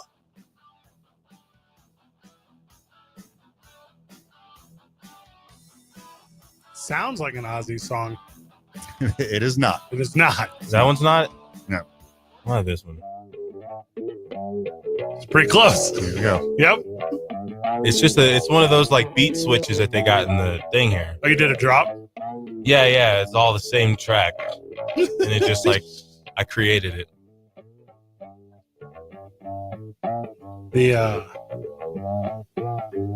The move here in Sports Talk Radio is for me to tell you the exact numbers and the exact length of TJ Watt's contract. And that's supposed to be a big deal. I'm just going to tell you, he got paid what he's worth. Kind of let it sit at that. Thank you. Here we go. You see, Micah is not happy. Now, who's that? Micah Parsons is not happy. He had some more stuff to say today. Now, I want to make sure I got this right. Terry McLaurin, who's smart, didn't go to training camp and is waiting to get paid a little bit above his actual value. And Micah Parsons, who's not smart, did go to training camp, and now it's awkward. Did I get that right? No, not at all. I was way off. Not way off. Just a little. Oh, so I thought just I had a it. little bit off. So I got confused. Well, you made 3 points. 2 were incorrect. Oh, okay. It's not awkward, and it's not awkward because he went to training camp. Did he go to training camp? Yes, but that's not why it's awkward. I mean, it seems awkward, man. Pretty awkward yesterday on our Isham Dental soundbite where Jerry Jones said, I don't even know why I'm paying these guys this much money. They're never on the field. Yeah, that's what made it awkward. that was awkward. That is what very officially, awkward. because that is what officially made it awkward. And Jerry made those comments. And then today, Micah and Trevon Diggs are standing in front of the camera. And Micah's like, look, I do this for my teammates, not Jerry. And then the reporter's like, is it discouraging if the owner do this? Do you take it personal? He says, yes, it's discouraging. You look around the league, you got TJ's taken care of, all these other guys, Miles. Yeah, TJ Watt, Miles Max Garrett, Crosby, Max Miles Crosby. Garrett, yeah, getting paid. They're all getting taken care of. And he's like, I don't take it personal because obviously you see this happening every year with this organization. And then he's like, if this is the end, then so be it. I'll go about my business. I understand it's a business. But, yeah. I mean, that sounds awkward to me unless my definition's off. Yeah, but it's not because he's at training camp. Like him deciding to go to training camp is not why one of the best defensive players in the league and ever has not gotten his contract. And he's going into the final year of his contract. And every other player at his position that has done what he's done, maybe slightly more or even less, has gotten paid. Also, it's awkward because you got Jerry Jones, and here he goes again. Well, this should come as no surprise to anybody who's been watching for years/decades, because the news cycle, Jerry's just waiting for the right moment to announce that contract. He needs to drum up some drama, keep us talking about it, and do what he did to Dak a couple years ago where he dropped that contract like right before the regular season started. Keep us talking about it. Keep it in the news cycle. Keep the drama going. But for all of his faults, being an awful general manager, great businessman. Yeah, a businessman, yes. But when it comes to when you're in position, you need people to perform for you. And you do things like this. Yes, they'll be happy when they get the money. And I'm sure whatever mindset Mike is in, once he could be extremely angry at Jerry. And then once that contract hits, if it's what he wants, all that anger will go away. But when you do this to people, you need to perform for you. It makes them not want to play for you. Like it makes them not want to look out for you. And if you're in a sport like football, if it's week 8, week 9, and Micah's knee is throbbing and he doesn't have his contract, he's not going to push it. Like, why would I go out there? Right. Like, I'm not what to make sure Jerry gets a win before he passes. Micah's in his mid-20s. Obviously, tomorrow's not promised, but Micah doesn't have the same sense of urgency that a Jerry Jones does. So if he's like, all right, Jerry's saying this about me, I don't want to play for that guy. You guys have just convinced me. Okay. Hard Knocks should have been with the Cowboys this year. Oh, this every is year. so awkward. Every year. This is the most awkward thing I've ever heard. And only because he showed up. If he Incorrect. if he'd have done the TJ McLaurin, not touchdown Terry McLaurin, not TJ, excuse me. If he'd have done that, like sat at home, just waited, I would have been, this is boring, but this is not boring. This is very good. I mean, he's giving all the right answers. Like, he's been coached up well enough by his PR team. They're like, hey, I'm showing up. Yeah, I'm being a good teammate. Exactly. He's doing And the opposite. Can I just go ahead and remind everyone that he already has a contract? Like, he has a contract to play football this year. The terms which he agreed to and signed his signature on the last page of that contract. I'm assuming you had to initial it a bunch too, but he's already under contract. Probably a DocuSign.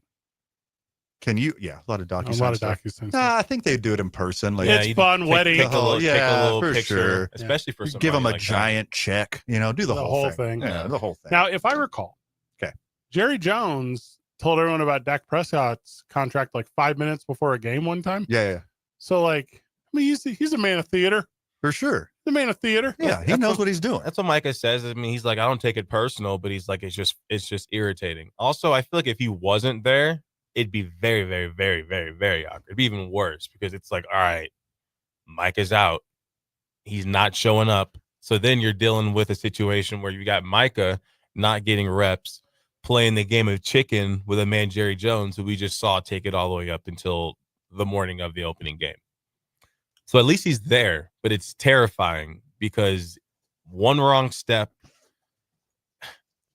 By who? Jerry Jones? We both won't make it. Now, I have a WWE alert about this. So the WWE alert is, this is all work. So they're waiting for TJ to get paid. He did. So that Micah can now become the most won, and Jerry wins again. By $1. Yeah, by $1. By $1. Well, TJ just got paid. That's what I'm saying. Now's the time. Exactly. And they're all in collusion. So what team does TJ Watt play for? The Panthers? Steelers. Okay. So since they paid him, now, because Jerry Jones, who's the worst GM but best businessman, Van stated that. Now he gets to say, cool, handshake deal 30 minutes before the first game of the season, just like with Dak Prescott. Mm-hmm. Michael Parsons gets a deal. Yeah, and if you wait until 5 minutes before week 1, you don't got to pay the roster bonus. You don't got to pay the practice bonus. Like you don't got to play the film bonus. Mm-hmm. And he don't want to go to these things anyway. Wait, he's there. Yeah. Oh, now it's got even more confusing. The drama. Mike is like, yeah, I've had my agents reach out, but at some point it's got to become a man-to-man thing, and somebody from them has to reach out themselves. Why did he fall in the draft? Micah didn't fall. Oh, he didn't? Nah. I thought he did. I remember. No. Oh, okay. Where did he get drafted? I can't remember. Like number 11, number 12, I thought 13. he was like I thought he was supposed to be in the top 10. No, he fell because he didn't play his COVID year. He sat out the whole year. So he actually got drafted very, very quick for someone who literally sat out a whole year. Okay. It's not my exact memory. That's what happened. He sat the year of COVID. He's like, nah, I'm not. He's like, what's the point? So he sat out his COVID year. So no one really had any game film on him other than when he was like, probably 19. Or the weird stuff in the college. Hazing stuff. The hazing stuff in college. That was a big deal. That's what I'm saying. There's a lot of growth here. So you think NFL coaches cared about that? No. Jerry Jones. Well, I know. No. Friend of the show and frequent contributor Ned James doesn't care because he's stated multiple times he does not care about your off the field issues as long as you can go on the field.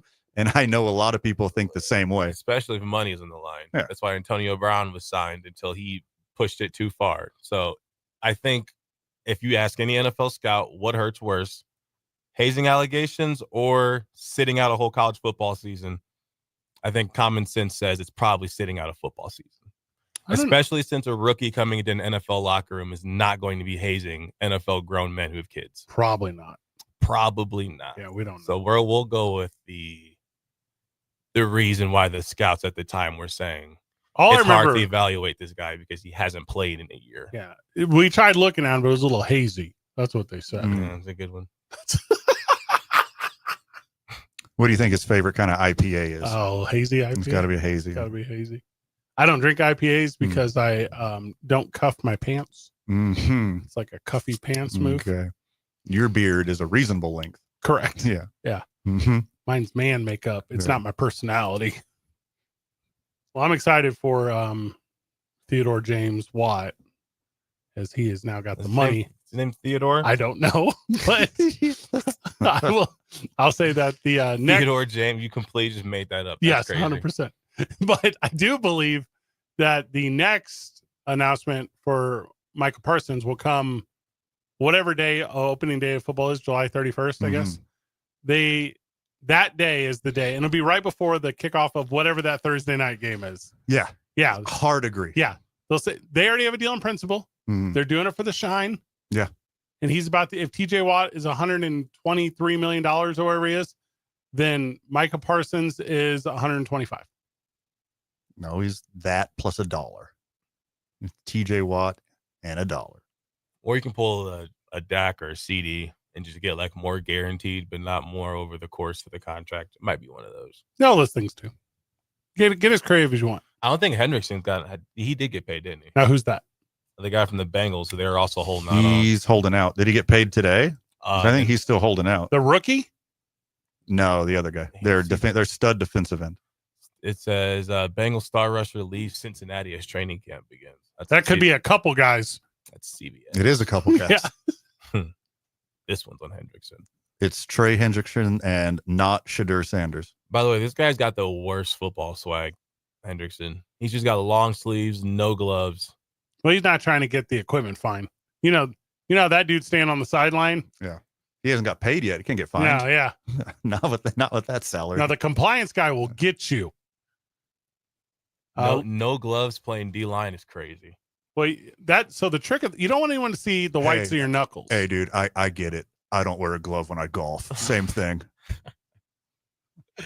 The big announcement here in the Hall of Very Good. Tyrann Mathieu has announced his retirement from the NFL. He caught a bunch of attention because he was good at defense when the other players weren't trying to be. He ended up playing well, but he will not be celebrated past his playing career. He doesn't really have the numbers or anything, but he made a big TV impact for a while. He was a dude. If he didn't get hurt, he would have been a top 10 safety of all time. I think I might be wrong here, but I think of the times he went to the Pro Bowl, it was first team as a defensive back, and then like the other times as a second team safety. Like I think he was a better defensive back than safety. Well, it's low-key, they're all DBs. They're all defensive backs. I thought he was like a corner though. No, yeah, he was a safety. I'm sure he was slot. If anything, he played slot corner. I think he played slot. I believe he did that. But they're all like it's linebackers, and then they all call them DBs. So you can get more specific and call them that. I bet if you're just rating college, if you ask any of your college football homers, they'd probably put him top 5 college defensive player ever. Charles Woodson. Yeah, he was something to deal with. He a pure defense. He may have been better than Woodson in college. Who's the best college defender Sean I've Taylor ever seen? Oh, that's a good answer. Yeah, he was pretty good. The whole 01 Miami Hurricanes defense, the whole starting defense made it to the NFL. Nuts. The kid that played at Notre Dame was very good. A defense? Manti Te'o? Manti Te'o. He was excellent. Yeah, in college he was a dog. Almost won Heisman at linebacker. I remember that. So he is the one I would say is the one. Oh, come on, Brain. What's his name? He's been a good NFL player, but never lived up to the hype. Jadeveon Clowney. Oh, my gosh. Jadeveon Clowney in college was unfair. Was a problem. He was a problem. Who's the cat that went over Reggie Bush? Went over. He went first overall to the Texans. Was that Jadeveon Clowney? No. Clowney was I would say way after Bush. Solid, probably 10. I'm sticking with Manti Te'o. That's the guy I remember being the guy. You see, Alabama's got safeties every year that are a thing. None of them are kind of it, though. Yeah, it just needs a different level of dominance in college football. Because when you get to the pros, if you're like just a competent NFL player, you are incredible. Yeah. Like, very rarely does the best in college translate to the best of the best in the NFL. Jadeveon Clowney was South Carolina. Is that right? Yes. Yeah. And he was the dude that hit Absolute that. freak. He hit that Latimer guy and broke his legs or whatever, right in the backfield. He hit so many people Yeah. so hard. Yeah, I didn't like that. Yeah, he was definitely an issue. And Teo went to LSU. No, No, I Notre mean, Dame. sorry, the safety, Matthew. Yeah. Yeah. It was LSU. And he was there the same years that LSU was making all those baseball players, which I know is not super related. But LSU had a run there where they were just making pro athletes. I guess they kind of still are. This list has got Reggie White and Ndamukongsu, Clowney, Ed Reed was a problem in college, Troy Polamalu, Yeah. Sean Taylor, Julius Peppers, Bruce Smith, and then Aaron Donald. Julius Peppers, I remember because I was at that age. Deion Sanders was inevitable. Yeah. He could do everything. Yeah, top 50 list ever here. Julius Peppers, I believe, also played basketball in North Carolina, and that was super cool. He did them both. And Dominican Sue was a bad dude. I remember he stood out. He went to Nebraska, A Nebraska guy. one of the Yeah. black shirts. So this is one of 50. Was LeVar Arrington that good at Penn State, or is it Yeah. probably number 50? No, he was. Oh, Yeah. That's a good one. That's Okay, a so very good I think one. They got him one. I can't stand him on television. So I can't ever imagine him being a good player. He just irritates me every time I see him on screen.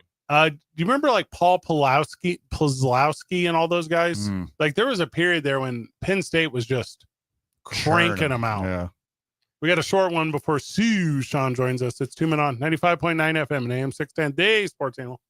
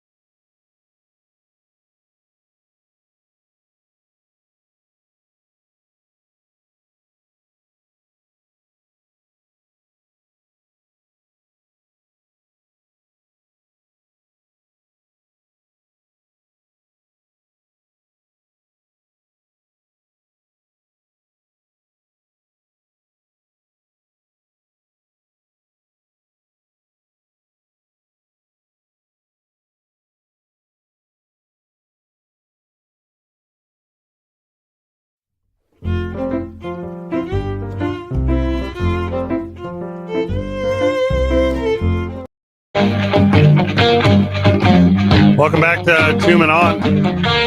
All Ozzy all day.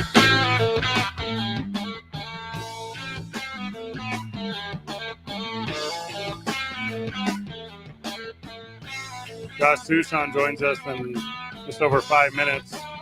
There's not going to be a lot of substance behind what I'm about to say, but Trey Turner might be the best athlete I've ever seen on dirt in my whole life. Dude can go. It's unreal. Dude can go. You know, listening to this guitar, is Slash going to be up on Ozzy's level? No. No, not even close. Not even close? No, unfortunately, not even close. But Slash was at the concert. Have you seen the set list for this concert? I gotta take some time and watch the whole thing. It ended with Mama, I'm Going Home. I only watch clips, but obviously Ozzy Osbourne and Black Sabbath closed the thing out. Duh. Before them, I'm gonna go in reverse order. Metallica, Guns N' Roses, Yeah. Fred Durst, What did he do? Slayer. He did one song. He did Changes. Okay. Fred Durst, Slayer, Tool, Pantera, Tom Morello's All-Stars, which were Tom Morello, Billy Corgan, Adam Jones, Sammy Hagar, just a Steven Tyler, Ronnie Wood, a bunch of studs. And they had a drum off with Travis Barker and Chad Smith. From the Red Hot Chili Peppers. Red Hot Chili Peppers and Blink 182. Gahira, which is a huge metal band. I'm not really into their stuff. But, God bless you. Yeah. Alice in Chains, Jack Black, Tom Morello's All-Stars again. Yeah. Lamb of God, Hailstorm, Anthrax. I don't know Rival Sons, Clue Me In, friend of the show, and Mastodon. Like, this is the biggest names in rock and roll and metal all dropped what they were doing to go do this concert. That is wild. Of that list we just did, Isaiah, Tom Morello will have that. I was going to ask if Steven Tyler is up there. Aerosmith is huge. Yeah, they're huge. Yeah. Some of bigger their songs, man. Yeah, they're bigger in the pop rock world for what they did in the 90s more than they are like the rock and roll, true rock and roll stuff they did in the 70s. That raspy voice, like, probably never be replicated. He was so famous that Liv Tyler became famous. No. I saw a video of Steven Tyler singing Dream On. And he's like, what, 15, 16? It was insane. Yeah. Dude had pipes. Dude could really go. And I don't know if it was fake. Disclaimer. I feel like 9 times out of 10, it ends up being fake when I have to put that on there. Mm-hmm. Yeah. That's a good point. Remember when he was trying to break that glass with the microphone and he pulled it off? Where he had hit a note. Don't know that reference. He hit a note in the microphone and made glass shatter. That seems like something he's got the range to do. Yeah. Mia Tyler got famous. That didn't make sense. She was a model. What? I mean, good looking kids. Liv Tyler? Yeah. She's not Hollywood good looking. You don't think so? No. Kind of a stunner.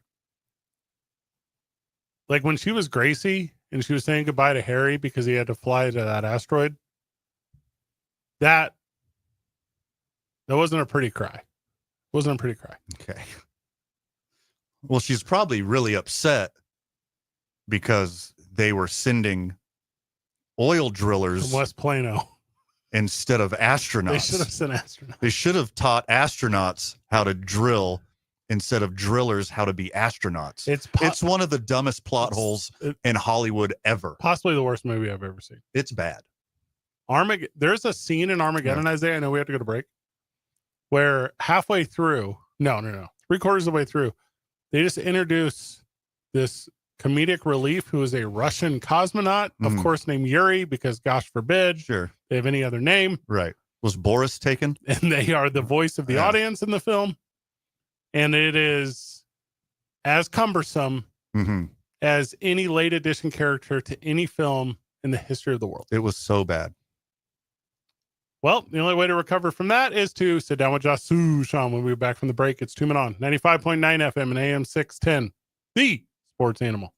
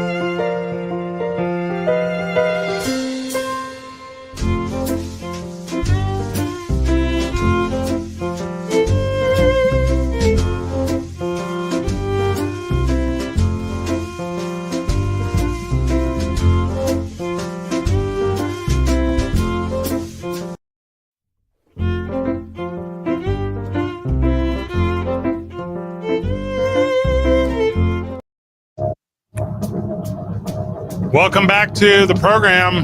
Not you, friend of the show, but Josh Sushan.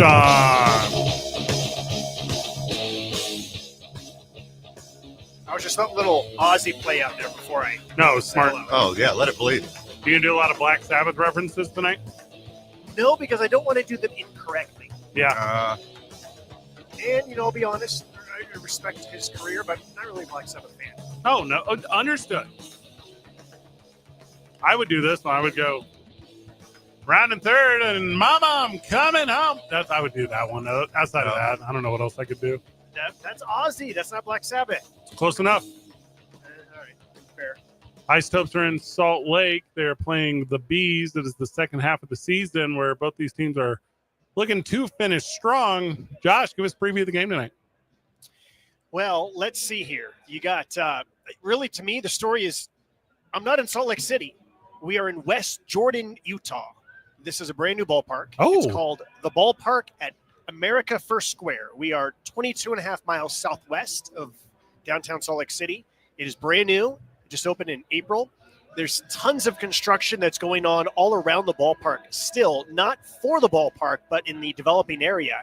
There is a like a high-end apartment complex that is being built beyond the right field fence. They were like, I can see the crane. They were hard at work during batting practice. The advertisements that are all next to the ballpark say everything from studios to penthouse views of the ballpark. So this is it's one of these master planned communities, and the ballpark was built first, and then everything else is going up around it. There's going to be movie theaters and tons of restaurant and dining and mixed use and parks. And so I'm looking forward tomorrow to just walking around here and driving around a little bit and seeing what it's all going to look like, and just so that I know in future years what it looks like. But it's really neat. I like this. Yeah. Yeah. The lights are bright at America First Field, but Sean Bouchard just hit a shot in the dark to deep left center. That was a good one. You like that one? Shot in the dark? You going that? Yeah, you can have it. All right, we'll keep that in mind. Sush, all right, let's hear all about it. Recap it. Recap the weekend. How was Denver? How was the Rockies? And I'm surprised they let you leave because you're a winner, baby. You're the rabbit's foot. Undefeated, 2-0, right? Called it. Like, what do you want to know? Tell me. Give me up. Like, All right, I'll you wanna start. I'm industry. Tell me about the hospitality room. No, fine. know? There is none. What? Oh, I thought for sure you're going to say Rocky Mountain oysters. I mean, it's a huge press box, and there's a press dining room, but there's no, like, green room. It's a huge broadcast booth. Here's the best part, boys. Seriously, this is the best part. So when I walked in the broadcast booth, all I had to do was sit down, put on the headphones, and talk. I didn't have to set up the equipment. I didn't have to worry about microphones. I didn't have to do a pregame show. I didn't have to do a postgame show.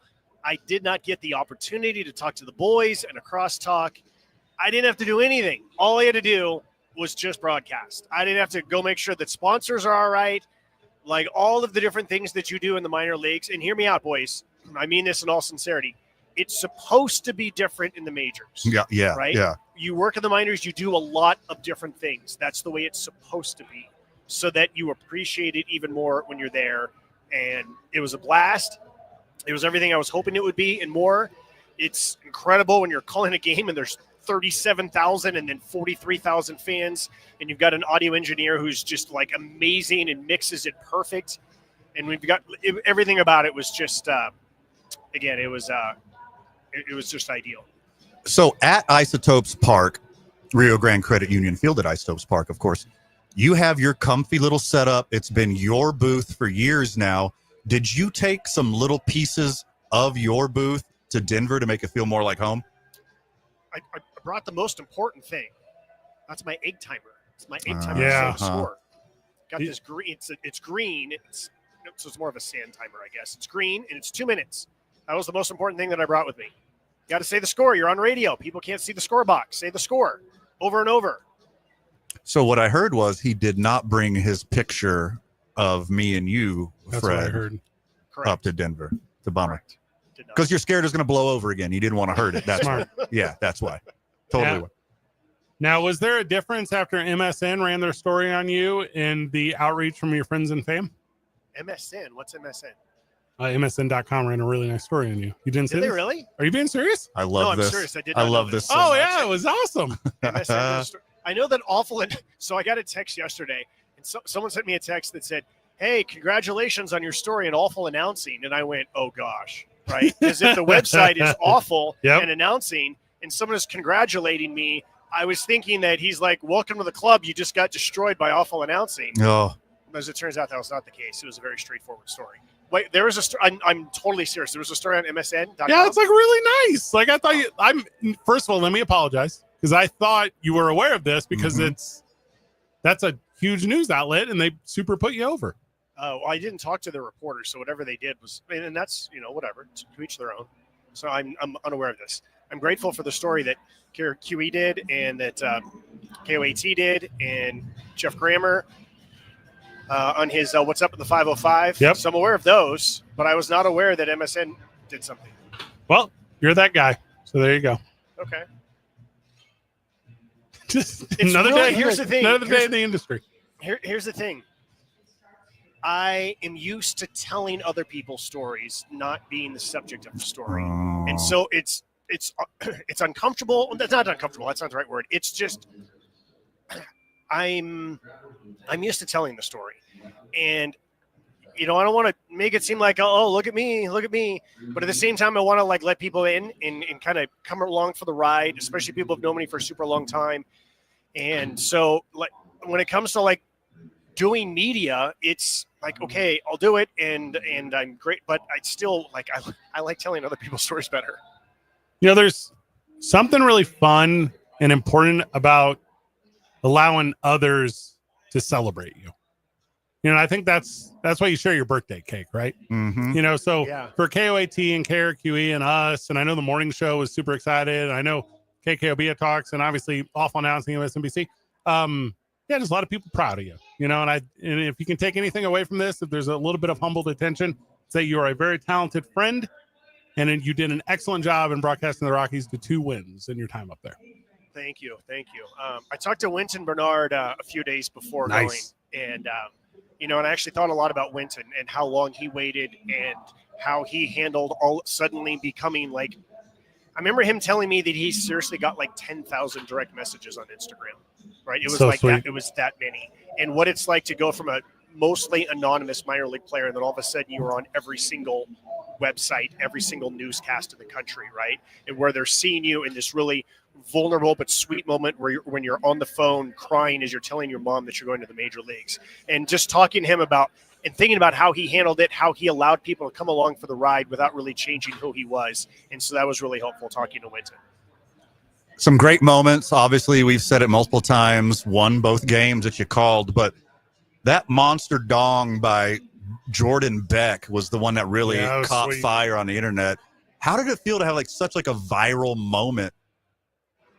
Well, so the best part about that is that so the count was 3-0, and I looked at Jerry Schimmel, my broadcast partner for the weekend, and I said, "What do you think, Jerry? 3-0 count, is he going to have the green light?" And Jerry said, "Yeah, of course. Jordan Beck, green light, 3-0." And the next pitch, he hits it out. And for me, it was immediately developing chemistry, leaning on the person who knows the Rockies more than me, having like the little banter, and then boom, right away, and then using that.